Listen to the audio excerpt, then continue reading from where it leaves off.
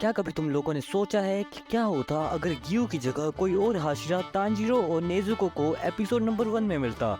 या क्या होता अगर तांजीरो शुरू से ही जानता कि सन ब्रीथिंग को किस तरह से यूज करना है? अगर जानना चाहते हो देन कीप वॉचिंग।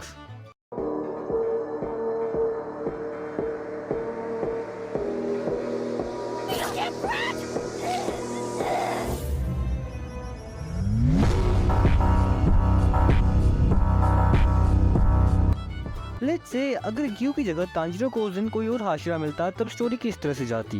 तो चलो मैं एक बात क्लियर कर देता हूँ, अगर उस दिन गलती से भी तांजीरो को सानेमी द विंड हाशिरा या ओबेनाई द स्नेक हाशिरा या म्यूचिरो द मिस्ट हाशिरा मिल जाते तो 100% नेजुको और तांजीरो के उस दिन प्राण पखेरु उड़ जाते।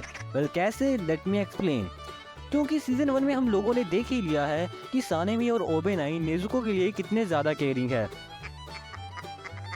तो किसी भी एंगल से हम ये नहीं कह सकते कि वो तांजीरो और नेजुको को उस दिन बख्श देंगे। इनफैक्ट मुझे तो ये भी लगता है कि अगर तांजीरो नेजुको को प्रोटेक्ट करने की कोशिश कर रहा है तो चांसेस आर हाई कि वो लोग तांजीरो के भी प्राण पखेरु निकाल देते। I mean, मारते तो नहीं, लेकिन हो सकता है कि वो उसको भी पीट के वहीं पे छोड़ देते। लेकिन गुरु लोग, इसके आगे क्या होता? कभी तुम लोगों ने सोचा है कि अगर उसी दिन नेजुको और तांजीरो की जान चली जाती तो स्टोरी आगे किस प्रकार से जाती? इसके आगे स्टोरी जाती ही नहीं। किस तरह से, मैं तुम्हें बताता हूँ।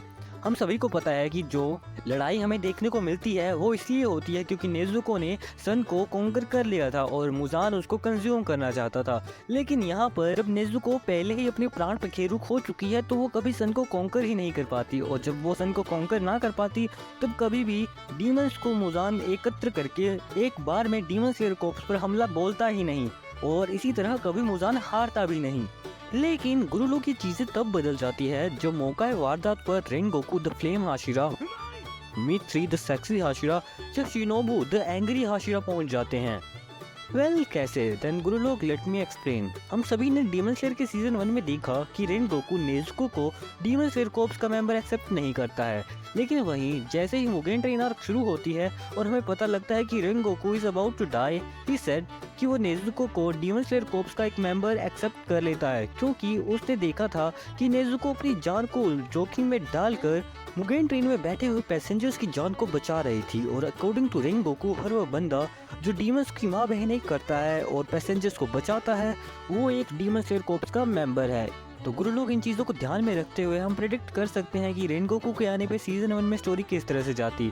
सबसे पहले वो वहाँ पे आता, वो तांजीरो को थोड़ा सा ज्ञान देता और कहता, बेटा मेरी बात सुनो, जो तुम्हारी ये बहन है ना, ये बन चुकी है एक डीमन, और अगर हमने इसको अभी नहीं मारा तो ये हमको किसी न किसी दिन तो पक्का मार देगी। लेकिन रेनगोकू के विचार तब बदल जाते हैं जब वो तांजीरो पर अटैक करता है, लेकिन उसको बचाने के लिए नेजुको बीच में आ जाती है, और जो वो देखता है कि एक डीमन एक इंसान को बचाने के लिए अपनी जान को दांव पर लगा रही है, तब रेनगोकू का दिल पिघल जाता।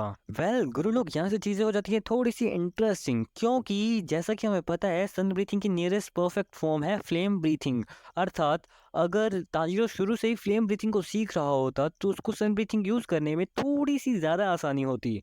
जैसा हमने ओरिजिनल स्टोरी में देखा था कि तांजीरो इस सेक्स टॉय वाले बंदे से अपनी ट्रेनिंग लेता है वाटर ब्रीथिंग के लिए, वैसे ही इस स्टोरी में यहाँ पर तांजीरो को ट्रेन करता क्योजिरो रेंगोकू। लेकिन ओरिजिनल स्टोरी में यहाँ पर तांजीरो पहले से ज्यादा स्ट्रॉन्ग होता, क्योंकि उसने शुरू से ही फ्लेम ब्रीथिंग को यूज किया जो कि उसके लिए ज्यादा सूटेबल है। गुरु लोग, इसके बाद इनोसुके, जेनेत्सु और तांजीरो की दोस्ती दोबारा से हो जाती है। फिर क्या होता? तीन तिगाड़ा कहाँ बिगाड़ा, ये तीनों जाते और इस लसन से लड़ते। लेकिन जैसा कि हमने देखा था ओरिजिनल स्टोरी में कि ग्यू की मदद से ही तांजीरो इस बंदे को हरा पाया था, या मैं कहूँ सिर्फ ग्यू ने ही इस बंदे को हराया था।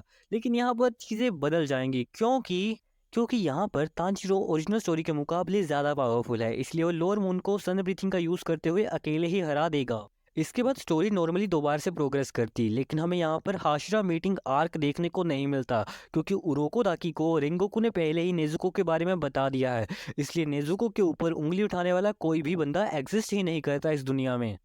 इसके बाद आता है मुगेन ट्रेन आर्क। जैसा कि हमने ओरिजिनल स्टोरी में देखा था कि रेनगोकू यहाँ पर मारा जाता है, लेकिन इस स्टोरी के वर्जन में यहाँ पर रेनगोकू मरेगा नहीं। क्या जानना चाहते हो तो then let me know in the comment section, ताकि मैं इसके ऊपर एक डिटेल्ड वीडियो लेके आऊँ कि क्या होता अगर रेनगोकू तांजीरो को अपना अप्रेंटिस स्टोरी की स्टार्टिंग में ही बना लेता। और अगर वीडियो पसंद आई हो तो वही चुतिया आप लाइक शेयर सब्सक्राइब कर देना। मैं दर्शन देता हूँ एक नई वीडियो में, तब तक